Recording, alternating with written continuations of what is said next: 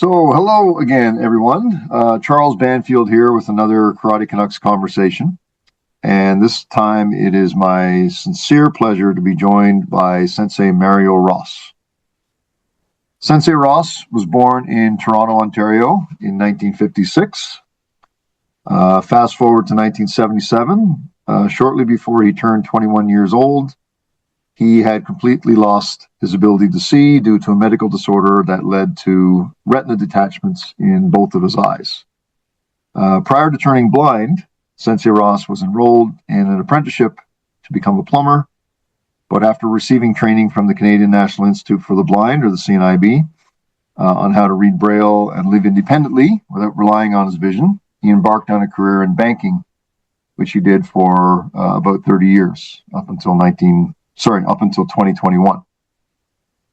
Always active and athletic, in 1978, Sensei Ros started playing hockey in a blind league as a goalie with a team called the Toronto Ice Owls. In 1981, he met a woman named Sharon who agreed to become his wife in 1982.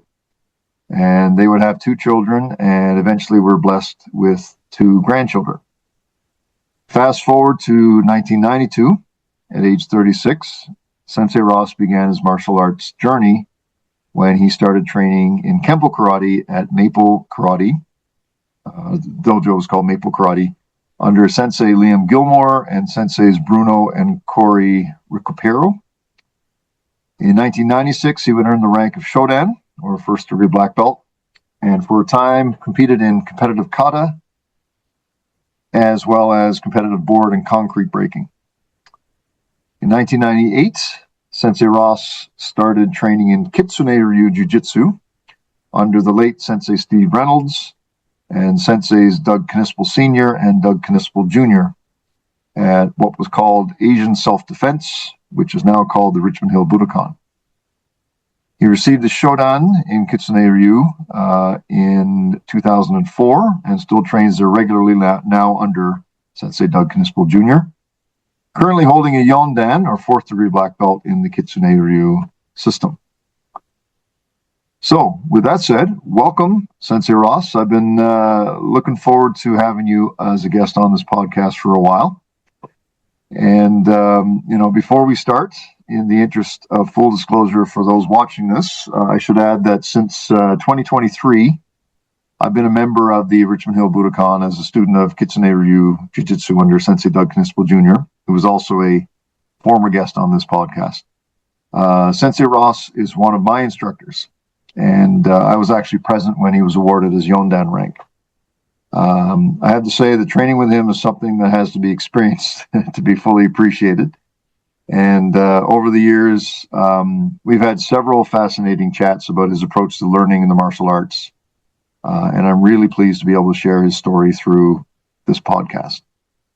So with all that said, Sensei Mario, let's begin with just some general background information on you. We know where you were born and where you grew up and all that. But I'm curious as to what prompted you to start your martial arts journey at the age of 36, 15 years after losing your vision. Sensei Charles, thank you so much for that very inspiring and very, how can I say, way that you introduced me. I'm flabbergasted. I'm very humbled and very honored to be here. Also, I want to congratulate you on your Yondan, just recently got about a month ago. In regards to my starting the martial arts, I've been interested in martial arts for years, but really what started me in martial arts is watching Karate Kid. My wife and myself and the kids were watching Karate Kid, and I really got interested and wondered if I could do it. What happened is my wife started calling around and seeing in regards, explaining the scenario that, I'm visually impaired. My kids also did it with me, but tried to get me in there, and no one wanted to take somebody that had a visual impairment. and I can't blame them. I'm not going to say that they were wrong in doing that. But what happened is we came across Maple Karate. Um, I started there, and what happened there is before I was integrated with the class itself, Sensei Liam Gilmore was training me privately off the offset from everybody else, and he was showing me kicks, punches, and all that. And then after I started getting comfortable with that, he integrated me into the regular class. Okay. So the Karate Kid was the inspiration. So I have to ask the question: when you say you watched it, what, how were you able to, given your inability to see, how were you able to kind of or I guess picture, for want of a better word, what was happening in the movie? What was it? Was it the dialogue and the sound, or was it like described visual or described video, whatever it's called? How did I'm curious as to how that would have inspired you. Was it just the story, or was it the actual action as well? Well, let's just explain in regards to visually impairment. We don't talk to people in regards to like yourself. I heard this or what. We just use the same terminology as everybody else. We see this. Right. In regards to Karate Kid, yes, it was all, I wasn't describing video. I had my wife there. If there was something that I didn't pick up on, I would ask her what happened. It's basically the way they were presenting it on the show. Okay. And the way he was talking to Daniel's son and how Yep. he carried himself. And that gave me a picture in my mind how he was doing things. So it was the story. It was a well-told story, I guess, is what got you inspired. Yes. Okay. All right. Thanks for clarifying that too. And No worries. so that's helpful. So you're training at Maple Karate for a while, and then you discover Japanese Jiu-Jitsu. So how did that come about? Was it at tournaments that you kind of met other instructors and learned about what they did and stuff like that? What was it that got you interested in learning that system, Kitsune Ryu system? In regards to Kitsune, Sensei Doug, senior and junior, and Sensei Bruno, they knew each other. Mm-hmm. Sensei Bruno invited Sensei Doug to come and basically grade me for my black belt, my Shodan. And that's where I met them. And when I saw what they did because they were doing some demonstration, I was very impressed because it's all self-defense, close contact, which is perfect for me. Mm-hmm. And that's where I looked into going to their school where I am right now, as you know, and I loved it. I just fell in love with the way they taught. They broke everything down for me. Everything, as you know, has to be hands-on with me. Yep. Either Sensei Junior or Sensei Senior would come over, show me the technique, and then I would pick it up. So they would. So can you describe how they would show it to you? Would it be that they would perform it on you, the technique, and then have you kind of lead you through it, or how did that go when they would show you? Well, in regards to a technique, they would come up to me and show me like a Z lock, where to put the hand, how to turn the hand, the positioning of the hand, and the 45-degree angles, your angles, and everything. In regards to kata, he would show me how to do the kata in regards to like kyo ni, in regards to just breaking it down slowly and show me the moves a little bit at a time. Right. Okay. And you just build on that. Yes. Okay. Yes. So do you So I know Sensei Doug is big on people keeping notes and so on. So would you do the same thing when after class or whatever, you would come home and you would make reference notes for yourself, or do you just keep it all in your head? You hit it, that last part, in the head. And And now getting old, I'm starting to get forgetful. yeah, yeah. So all those years playing goal didn't rattle your ability to keep things in your head, did it? Oh, it rattled. It rattled you, yeah, yeah. Oh, yeah. I remember the other day you were talking about. No, it wasn't the other day. It was another video that I saw. You were talking about being a goalie and um, how what was it you referred to it as the dumb position or whichever, because you're always getting hit with something, and it could be in your head, it could be in any other part of your body, because the puck could be coming from any angle, right? Exactly. And of course, you can't see it coming. Exactly, exactly. So tell us a little bit about the hockey then that you played. Actually, I should ask because I don't know. Are you still active in that, or have you given that up? No, I had to give it up this year because of knee issues. So I've basically retired from hockey, but I'm not going to retire from jiu-jitsu. That's No. my passion right now. Yeah. So how did the hockey work out? So I think it's like, is it played on the same ice surface as other, like regular hockey would be? I think the nets are different. I believe I'm hearing about that, being the nets being shorter than the regulation nets. But is it more or less the same surface, just with an adapted puck, and maybe some rules are different? Yes, the nets, you're right, they are shorter. Same length. The height, instead of 4 feet, they drop it down to 3 feet. That gives the opportunity for the goalie to be able to block more of the net. Um, the puck, as you said, it does make noise. It's got ball bearings and it makes rattling noise. The surface is a regular ice surface, no difference than any other surface. Okay.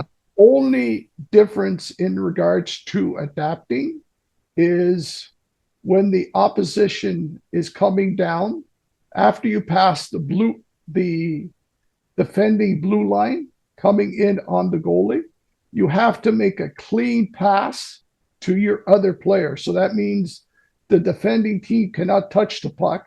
And what they have to confirm that to the goalie that there is a clean pass is like a little buzzer that they have in their hand. They press it, and that means that the person can shoot on the net and it would count as a goal.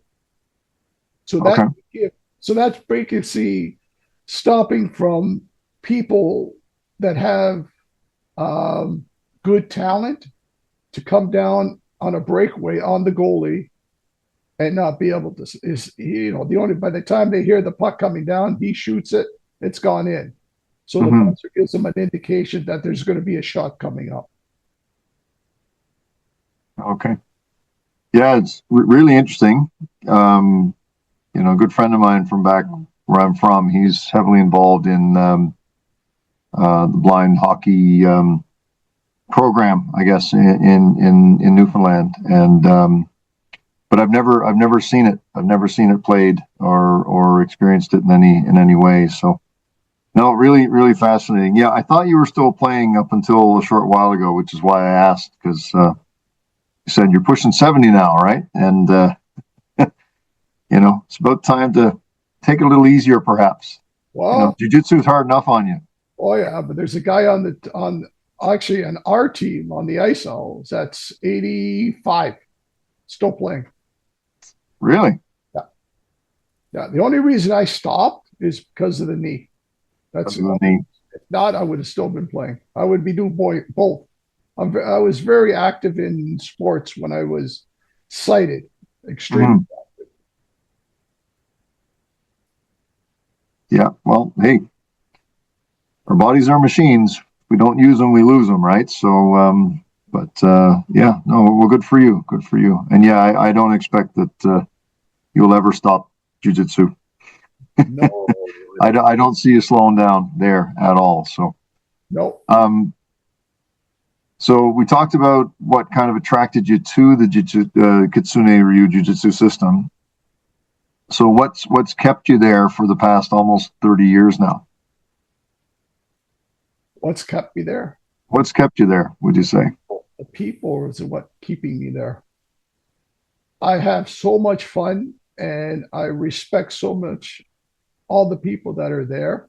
They are teaching me a lot. Okay, I'm the sensei, but they are teaching me all the time. I walk on that mat. I'm so honored and so privileged to be able to do what I do.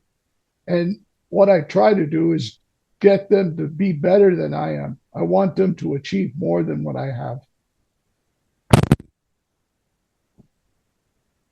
Yeah, well, that's the mark of a true sensei, right? You want the students to surpass you at some point. So, oh, very good, very good.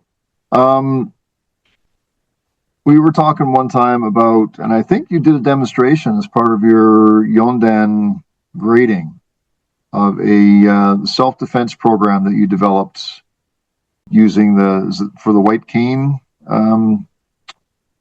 And forgive me, I don't recall the terminology exactly, um, but I remember I remember you with your cane, and you're showing us how to determine who's near you and that kind of stuff, and then how to use it for defensive purposes. Can you talk a little bit about that? Like, you were approached to develop this, or did you volunteer to do this, or how did this all come about? I was approached by when I was playing hockey. One of the guys that was playing hockey at the time was a mobility instructor, and he Mm-hmm. found out that I did martial arts.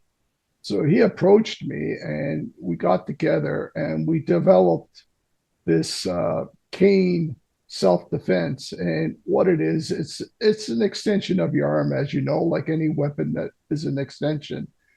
So what we've done is we're using the cane to keep the individual away. And when you're being attacked, what you have to do, what we train them to do, is not to keep the cane on the ground. Basically, hit the individual on the ankle, just above the ankle bone, that they won't be able, if you hit it any higher, like up above the knee, they'll be able to grab the cane and you're not realizing that they're grabbing it. Right. So just walking around, keeping your other hand that is not holding the cane up as a guard, and just tapping them and moving around and, screaming to your heart that help or fire, whatever you want to say, to identify that somebody is attacking you. Okay. And then, was there a hand-to-hand component to that as well? Like, you make contact, you try to whack them with the cane, but were there any things, like if they were to grab your arm or try to do other things, were there any kind of grappling movements included in this as well? Well, there was some technique that you grab the cane. The cane, just to explain, it comes in, it's three sections. Yeah. When you have it folded, it's like a caboodle stick. Yep. Okay, that size. So you can use it as a caboodle stick, and you can use it as a long Iwara stick. So you can Mm-hmm. use that, smack them across the head, or use them on, as an Iwara. Then when you open it up, you can use it as a bowl. So you grab where the ends, where the two seams meet, where they Yep. connect. You grab it there, and then you could push it into the person to pull them away. Then you got the two ends that you can smack them with. Come Okay. across and hit them with one butt, or come across and hit them with the other butt. Okay. All right. So it's striking focused, not so much in the way of grappling and that, so. There's no grappling. It's very, you could sort of grapple in some ways. You can open it up and make it like a V and put it around his neck. But yeah. That'll be a little bit. You can open it up when it's fully open, and then you break it with a centerpiece. You could spike it like a bow and arrow right into his throat or into Mhm. his solar plexus. You can use it like a 3-section staff almost. Exactly. Yeah. Okay. Only it you can make it a stiff singular thing as opposed to 3 pieces that are held together by a rope or a chain or something. So okay, Yes. interesting. So have you taught this self-defense program to, like, have you created other instructors for it, or was this kind of a one-off thing, or like is this program still in existence? No. Oh, it's Uh, not. Okay. no, it's not in existence anymore. We did do it for about a year. We went out and did some teaching to some of the blind community out there, but then after it just fell, you know, down the wayside for some reason. You know, the guy that was working with me, Steve Pollard, he's not, he's not doing it anymore. He's not doing mobility instruction anymore. So we basically let it go to the wayside. So it was like an experiment. Yes, Yeah. Yeah. Well, do you feel there would be merits in reviving it, perhaps in some way? it would be Yeah. a lot of merits. Right now, with everything that's going out there, yes, it would be a lot of merits trying to revive it. Just finding somebody to do it with, because you Yeah. need someone that would be able to help me out to do, sort of make sure they're doing it right and whatnot. You need a sighted person in there, to be honest with you. Right. Right. And you need someone to champion it within the organization too, right? Yes, sir. Yeah. Okay. Well, maybe there's an opportunity out there for for this to come about again. I do recall with when you were showing it, demonstrating it, um, when you were preparing, or actually when you were doing your Yondan grading. It was quite fascinating because I again, my knowledge of the canes and the different types of canes and the implements and so on that you have, very limited, but yeah, I could really see how it's an effective tactile, like you said, an extension of your limb, right? Which could give you a lot of information, especially if you know how to use the white cane and that. So yeah, I found it fascinating, and maybe like I said, maybe there is an opportunity to bring it back in some way, pass it on to somebody else, have them foster it. Yes, let's hope so. You never know. You never know. Um, Another question. I understand you were also featured on TV show, Ripley's Believe It or Not TV show back a couple decades ago. It was 2000, 2001, that time frame. Yes. So how did this come about? And what was that experience like? Like, how did they find out about you and all of that stuff? Excuse me. They found out about blind hockey, and Mm-hmm. they had to. They couldn't do the whole team. They had to feature only one person, and then of course they picked me because of the goalie. So they came out. We did some taping. They came out to the rink, saw us play hockey, did taping on that, and that's the way it turned out. They had the puck.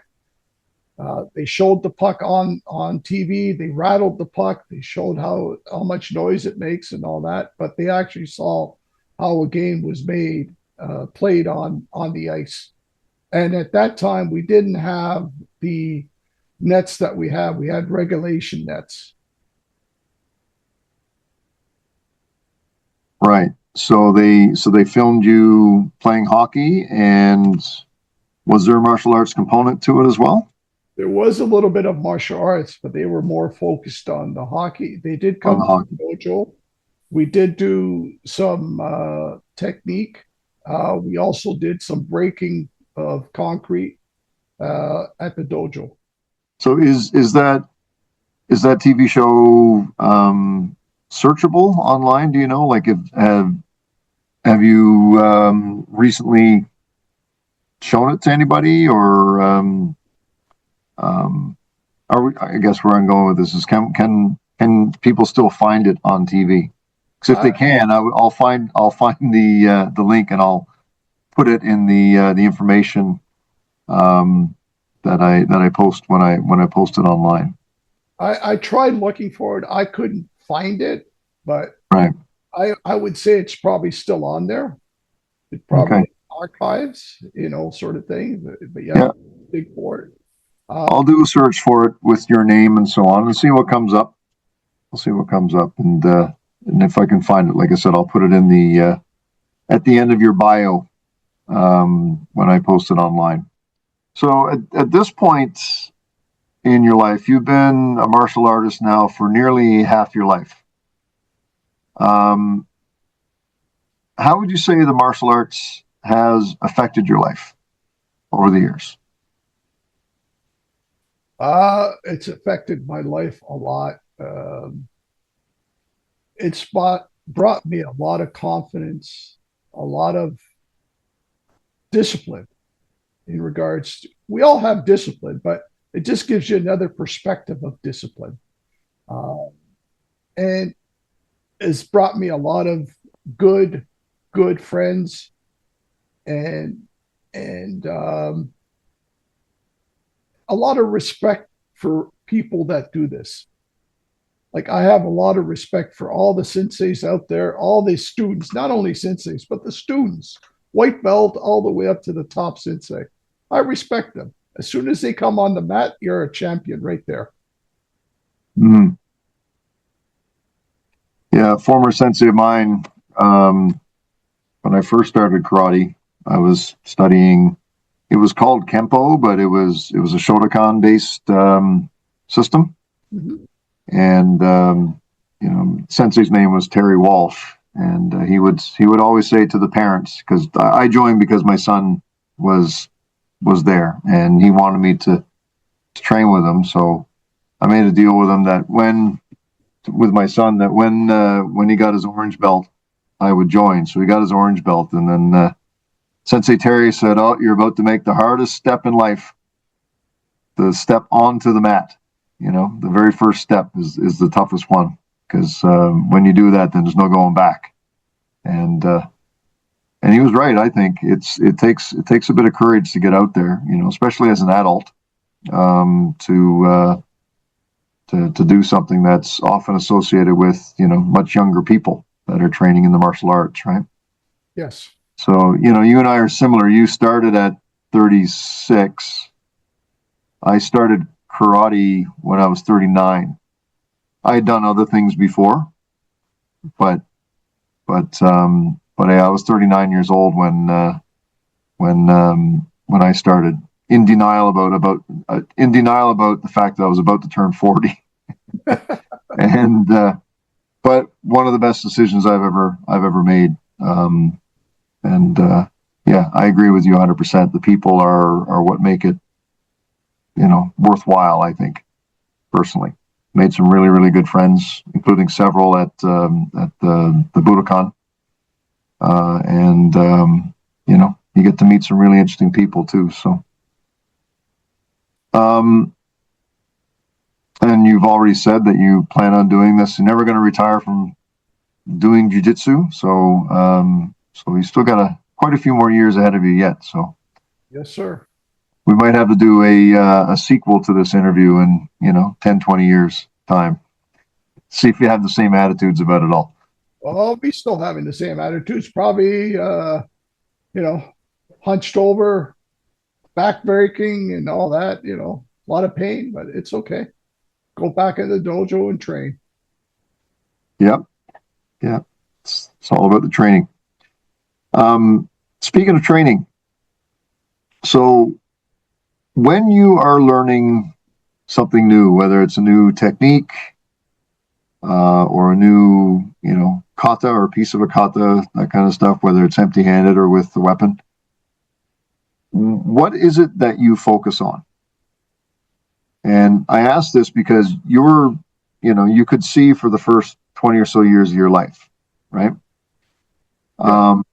And learning obviously would be very different if you can't see what's happening around you. So are you still able to, like in your mind, kind of visualize movements or patterns as you're learning them, or I'm really quite interested in what goes on in your head when you're learning something, because the muscle memory has to develop, but how do you know you're doing it right versus, just moving? Since you brought that up, I'm fortunate that I was able to see, so I know what people look like. I know what everything, what the scenery out there is, and all that, cars, what they look like, and all that. Mm-hmm. If you're born blind, okay, you don't see the person, but you can touch them. You know how they feel and all that. The body structure and all that. So Yeah. I was very fortunate. So, like you said, when I get taught a technique, I try to imagine it in my head, seeing it in my mind, and how to actually perform it, and using my hands as my eyes. My hands are my eyes, to be honest with you. So that's what I use. My hands are my eyes, and I try to keep a touch on the individual as much as possible when I do anything. The closer I am to them, the better I am. The further they Right. are, the more you're going to have advantage to get me. Right.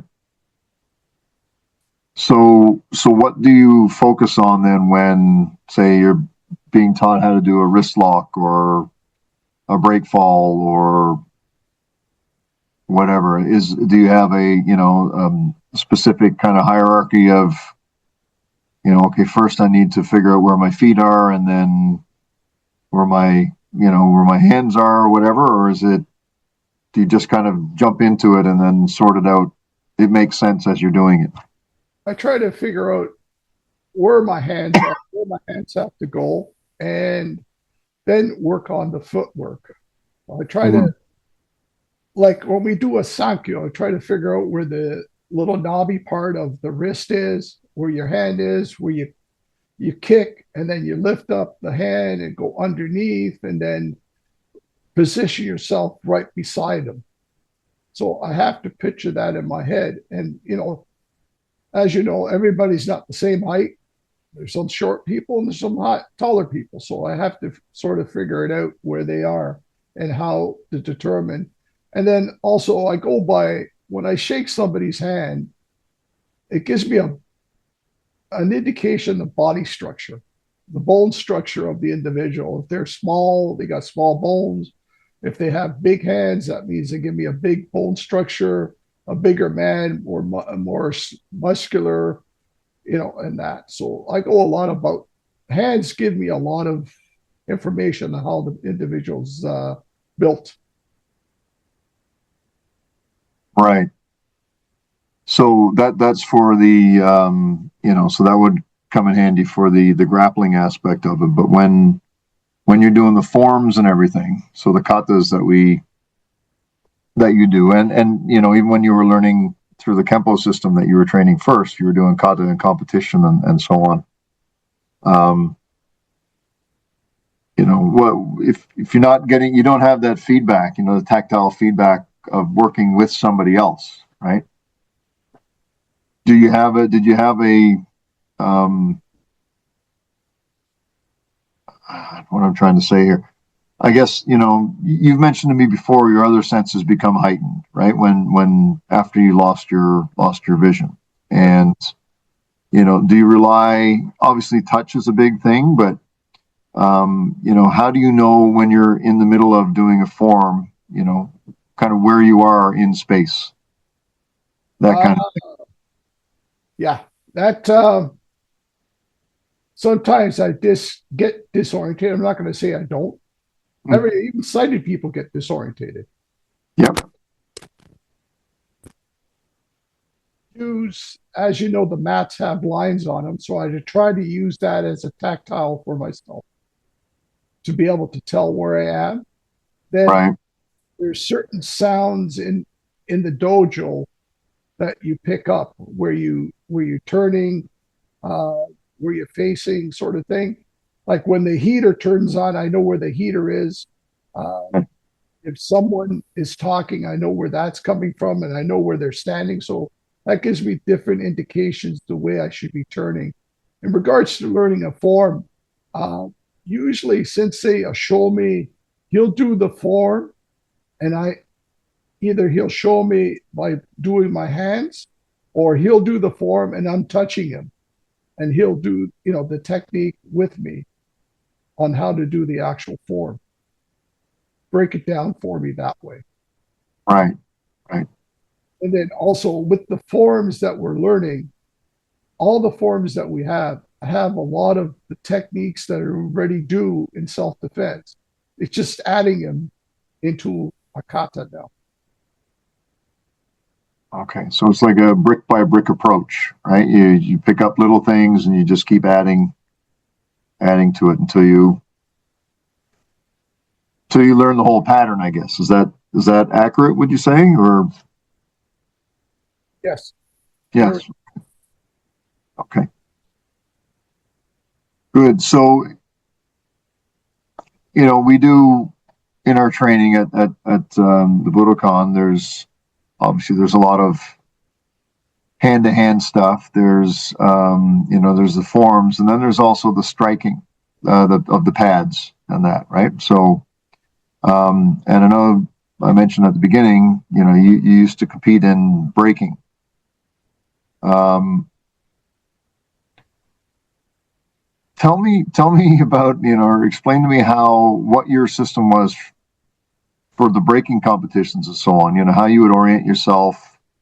How you would know where to, tighten your fist and so on just prior to the strike or your elbow, or I guess, tighten your elbow. But, you know, what was your approach to, walking up to whatever it is, the platform or whatever, where the wood or the concrete would be, and getting yourself oriented correctly to do the break successfully.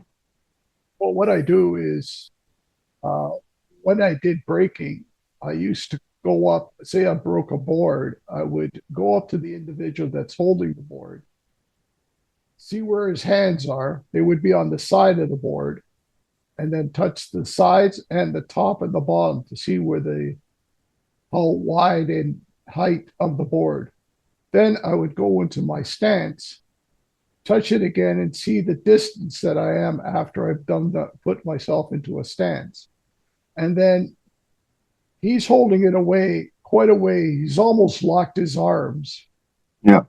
That he's, when I put the punch through it, it's not going to hit him. So what I do is as soon as I put my hand on my hip and start turning and going into the board, as soon as I get thinking it's all, I could say it's all by luck. You could say almost, because I'm not going to know how far I'm at. I got a sort of an idea in my head how far I am from the board. But Right. what I do is I turn, and as soon as I touch the board, I start tightening up, and I go through the board. As soon as I feel my hand going through the board, I'll stop. So now I'm automatic. Okay. So it's a quick thing. So, because your hand's moving at a pretty good rate of speed when you're breaking something, right? But you're able to time it so that you tense it as soon as you feel it. You tense your hand as soon as you feel it striking. Yes. Okay. Yeah, that is. Yeah, I can't say that I have that ability. I tend to tighten up before I hit, but that makes me slower, obviously, when I am hitting something like that. So, no, really, really interesting. So, um, were there certain breaking techniques that you preferred, like that you were just naturally better at than others, or did you have a favorite braking technique? Because you talked about the punch. I assume would be a straight punch, but would there be downward actions that you would do and stuff like that, like dropping an elbow or punching downward onto some planks? I was my favorite is a ridge hand. I like shudo, Mm-hmm. and also a palm hand going through concrete, straight palm, straight down. Right. So were you always like naturally good at those, or did it take some time for you to build up a proficiency? But you have to condition your hands to do these things, right? Unless some people are just born with the gift, that you can touch something and it'll break. What was your experience in that? Did you have to condition your hands before you were able to start breaking things, or could you always break stuff? No, I had to condition my hand. So you basically start, with you start breaking the concrete. You break one concrete at a time. So you build it up, and then you do your push-ups. Your sit. You do a lot of push-ups, a lot of hand push-ups on your palms. You start hitting the Makawara board, Mm-hmm. and that sort of conditions your hands and all that. So that's where I conditioned my hand. And then I used to hit. I used to come home, the brick wall. I used to palm it, just go strike it that way, but not hard. Just hit, just to condition the palm. Right. Okay. All right. So it took some conditioning. So what got you interested in doing the braking though? So I've done a little bit of it. And I get, the charge that you would get from being able to smash something. I have a knuckle that reminds me that I'm not really that great at it, because it's still pushed back. But what attracted you to trying it out to do the braking? Well, my old instructor, he used to do braking, and when he did it, I said, I want to try that. There's something that tweaked in my head that let me try that. I'm the type of Mhm. person, I'll try something. If I can't do it, at least I've tried it. So just seeing him do it and doing it, and it was awesome. Then when he let me do it, then I got really energized and started doing it, and I loved it. I just loved it. So what is it that you loved about it though? The There's always something that gives you that spark. So what was it that gave you that feeling that you loved it? adrenaline of going through something. Going through something, yeah. That I can't see what I'm going through, and just going through it without even hesitation. So what's the maximum number of boards that you've done, or concrete slabs that you've done in a single break? Single break, I've done 10 concrete board slabs. 10 concrete slabs. Yeah. Okay, and these were spaced. Yes. They were spaced. Okay, well, still that's impressive. 10 concrete slabs in a palm heel straight down. Yeah, yeah. Wow. And the boards, did you go for maximum on those, or was that more for the concrete? More for the concrete. The boards, I've done 3 boards with a ridge hand. One break I did, and I did this. Sensei Doug Senior showed me this break, and it was a board standing straight up like that. Okay. Mm-hmm. What I did is a double shudo this way, Okay. and one piece went one way. So I did it like that. So it was a single break from both sides. Yes. Okay. Interesting. Interesting. He showed when I did that, I was, I don't know. I started crying, to be honest with you. I was emotional. I didn't know I could do that.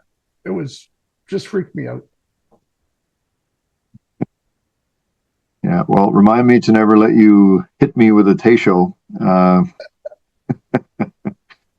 Because yeah, I might need to get some ribs moved back into place or whatever. So I asked about your favorite breaks that you would do. Do you have favorite techniques, from the rest of your arsenal? We have the hands-on, the grappling stuff, and there's also the kicking, punching, blocking, that kind of stuff that you do in forms. Do you have a favorite technique or set of techniques that you are naturally drawn to? My favorite technique is my voice. Using my voice to defend myself. Right.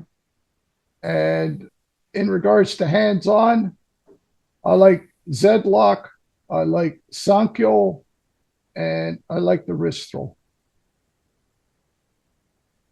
Look at the guys here. Okay.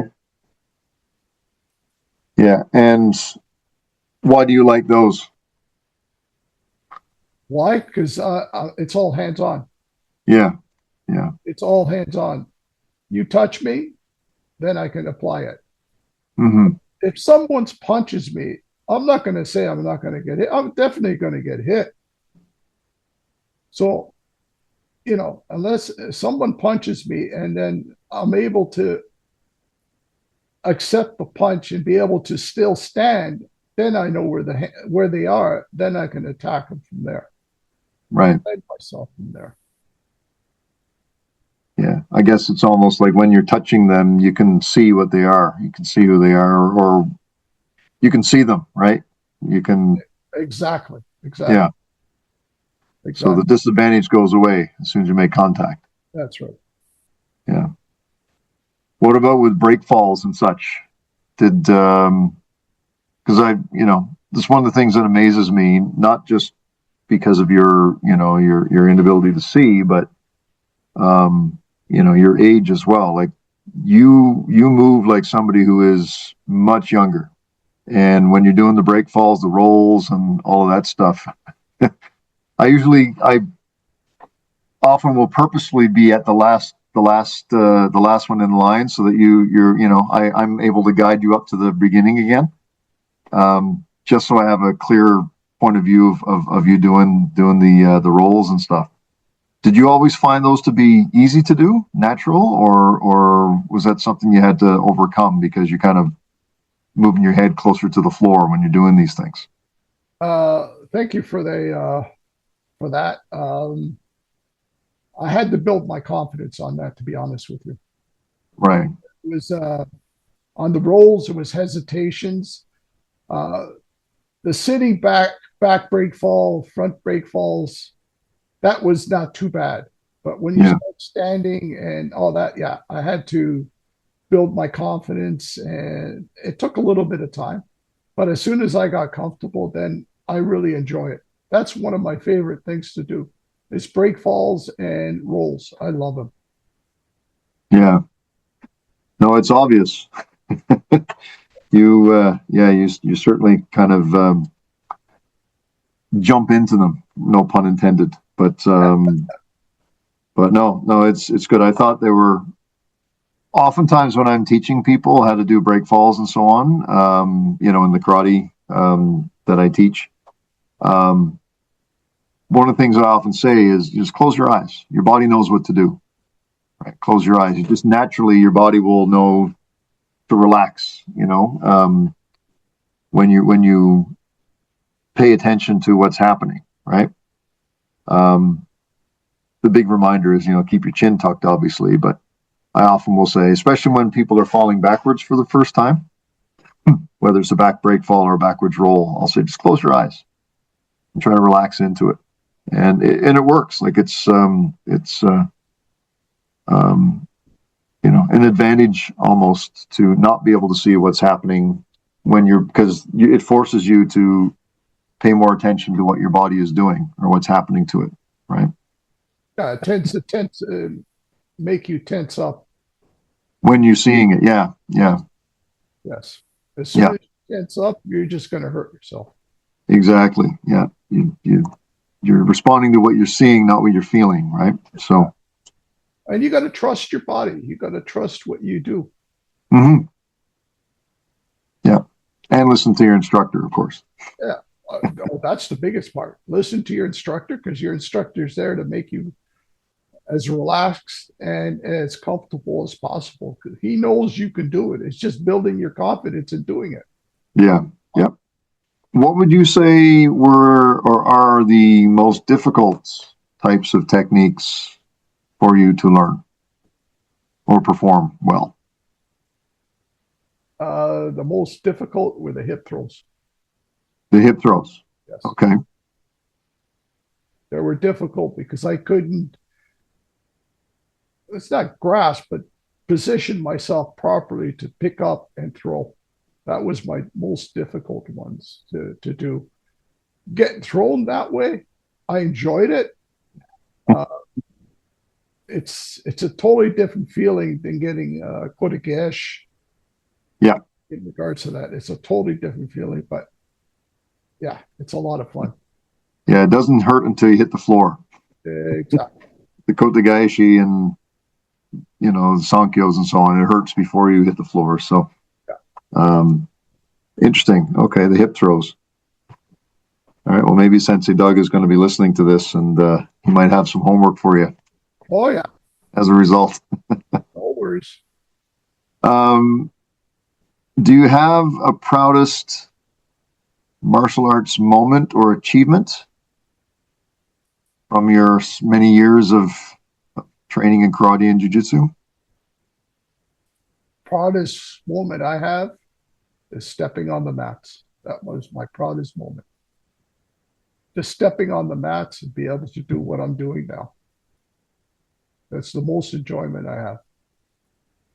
So you mean like even now? It's not the first time you stepped on the mats, but I mean like going on the mats now is what you mean. Is that what you mean? Just to clarify. Yeah. Every time I come into that dojo, bow in and step on, Mm-hmm. I'm ecstatic. Everything else stays at the door, and I'm just focusing on doing what I have to do in there. That's my proudest moment. And of course, getting my black belts is great. I love it. I enjoyed it. I was honored in getting them. I was surprised I got them based on, all the, of course, it's a lot of work, a lot of sweat, a lot of pain, but Yeah. that was part of the game. And that's part of doing the training and learning. Do you have any prominent eureka moments that stand out when you suddenly learned something that made sense for you? Like you talked about where you learned how to do the double shuto board break, and you got emotional from it because you didn't know you could do it. Like, were there other prominent, we call eureka moments or epiphanies that you've experienced? My Eureka moments. I guess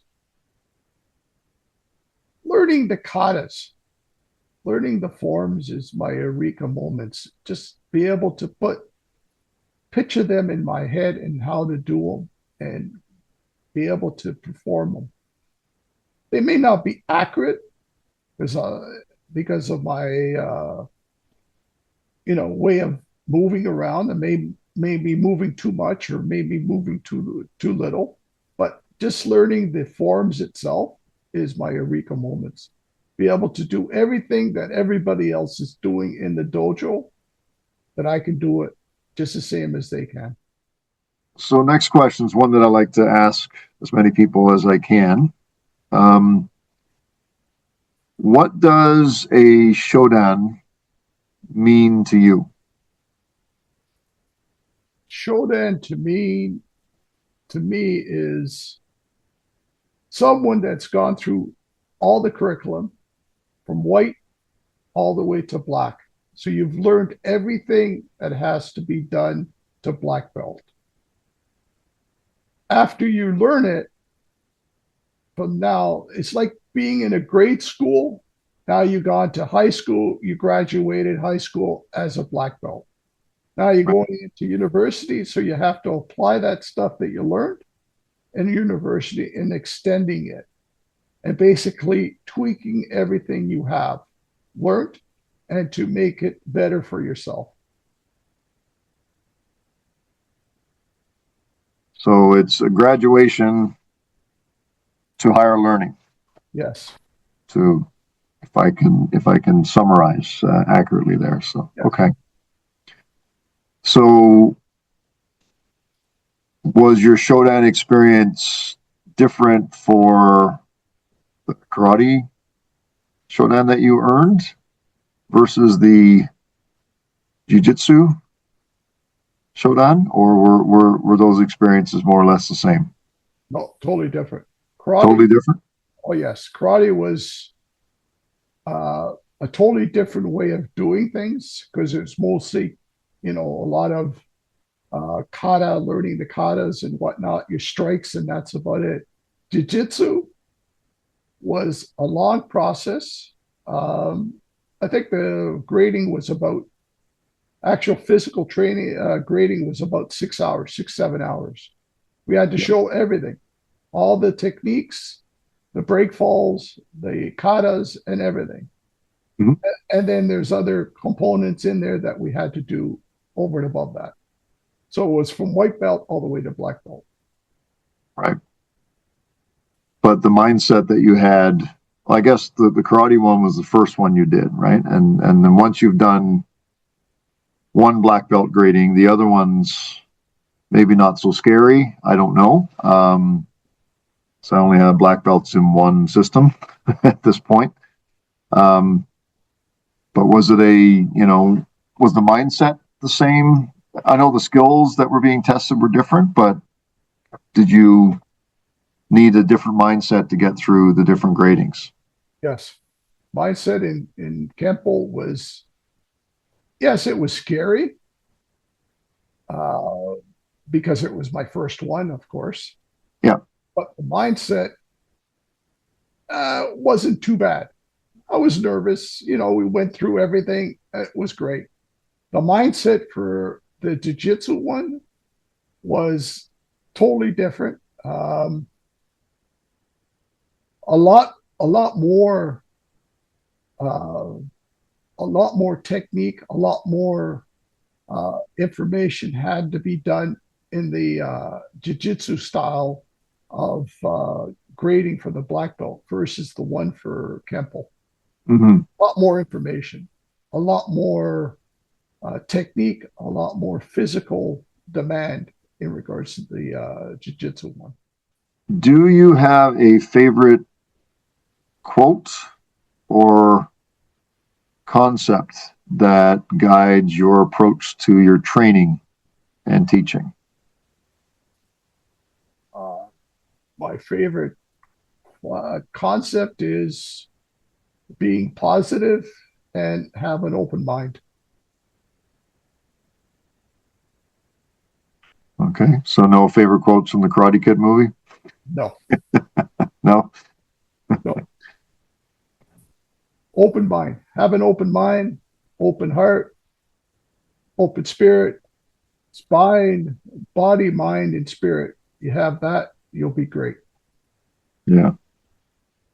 Well, it sounds like a good recipe for approaching life too, Yes, yes. So very good.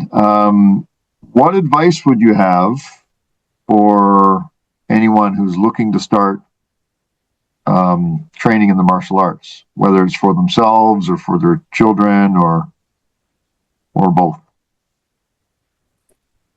First, do some research on the dojo that you're thinking about doing, the style. Um, Look at what you want to do, what you want to look into. What's the purpose of taking martial arts? Is it to learn self-defense? Is it just for kicking, doing kata, what you want to do? Then visit the dojo, talk to the sensei, look at the classes, talk to some people in the dojo. Like if it's going for the kids class, look at the kids, talk to the kids. If there's any way of talking to the kids after the class, see how they like it, see how the dojo, how the instructor's teaching the dojo, how he's interacting with the students, and how the students react to the instructor. And same with the adults, the same thing. But Hmm. it's you go in there, you check it out, and have an opportunity to be able to try a couple of classes. And then you'll see if it's a good fit for you and see how everybody reacts to you when you come in. Any warning signs that people should be aware of when they're doing their research that you've experienced? Warning signs, basically watch how the instructor teaches. If you see if he's too aggressive with the students, or he's telling the students, this will never happen on this, if this happens on the street, you're never going to get hit, or, anything like that, sort of little red flags like that. But the Yeah, biggest thing is just watch how they teach. yeah, yeah, yeah. No, I think that is key advice. It doesn't matter what style you have or that you're training in. If the teacher is crap, it's going to be a crappy experience. So Exactly. And you taking a couple of classes, you'll see right off the bat if it's a good group to be with, a good dojo to go be with, or if it's not a dojo for you. And see who they pair you up with too. The instructor that sometimes they pair you up with somebody, see how they teach. Ask them questions when they teach you. yeah, no, no, good advice. Good advice, I would say. Looking back over your martial arts career, we can call it that. Um, if you could do it everything all over again, is there anything that you would do differently in Yes, terms of your martial arts experience? Yeah. yes. Start much younger. Start Much. when you were younger. Oh yeah. And hopefully, with me because visually impairment, I wish I started when I was sighted.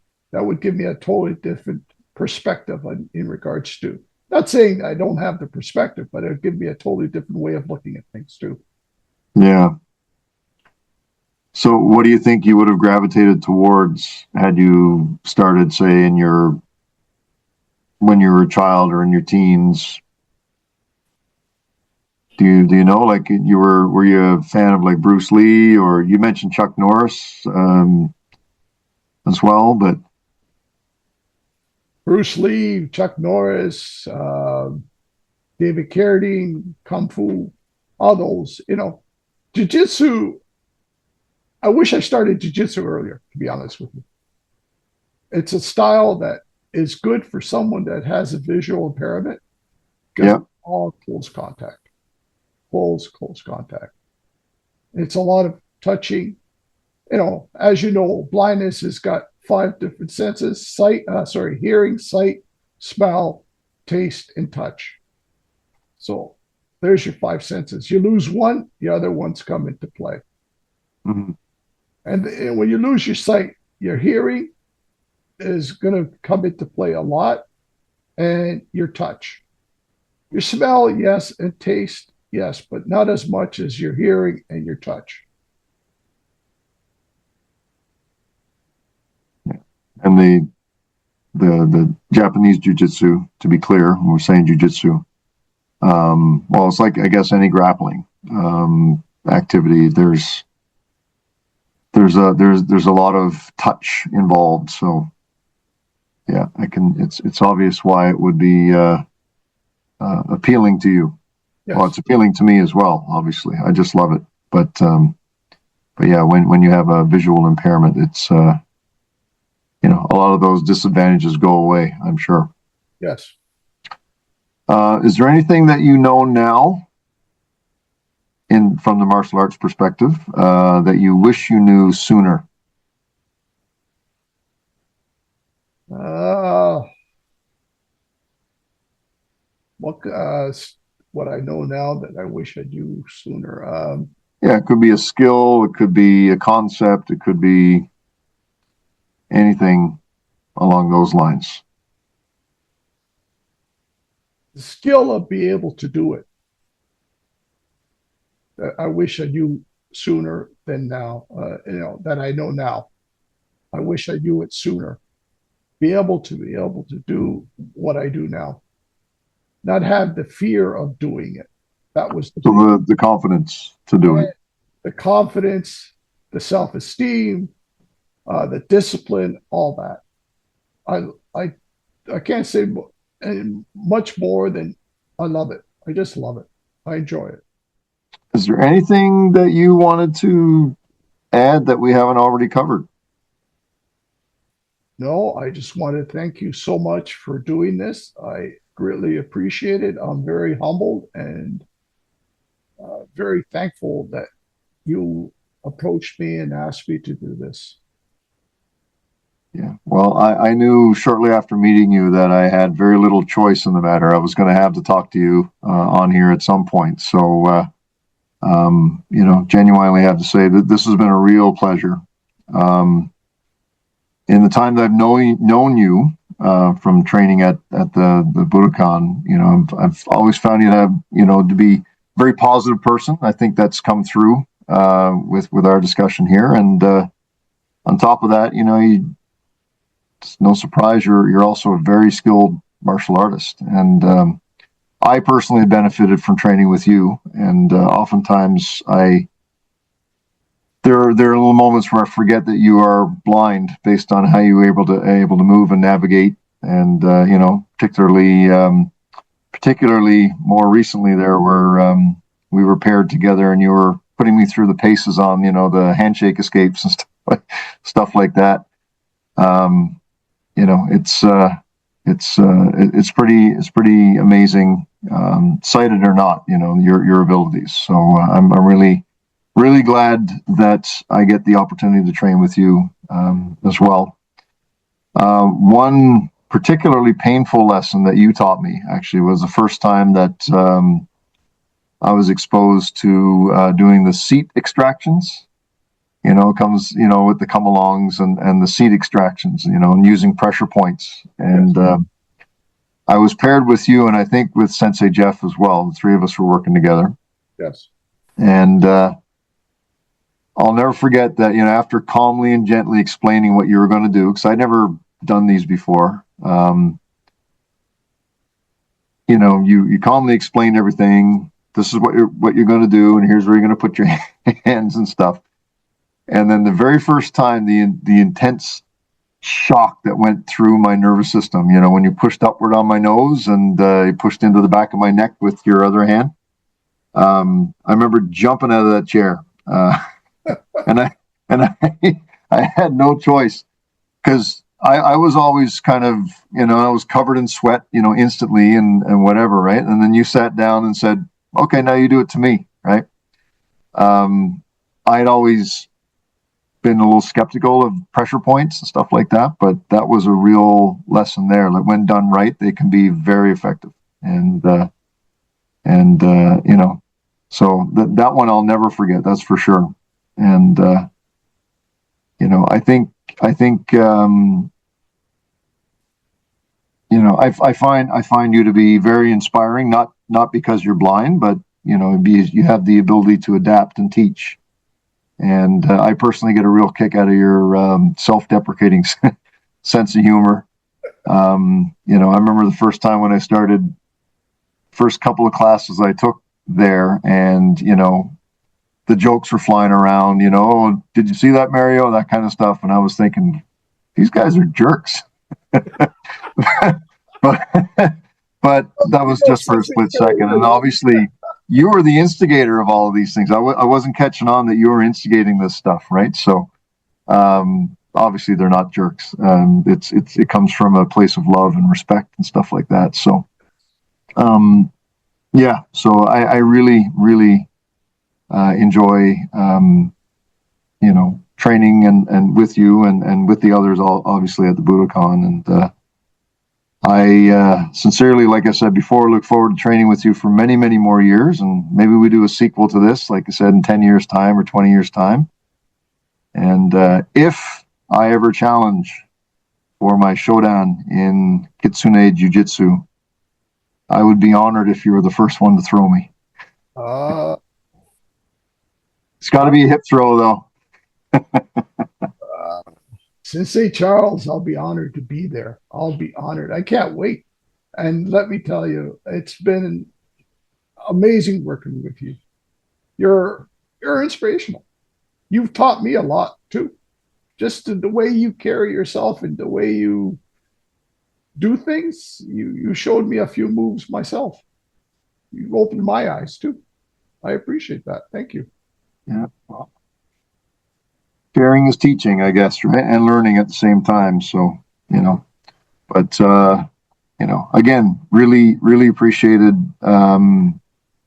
you're agreeing to do this. I think whoever watches this will get some really interesting perspectives out of it.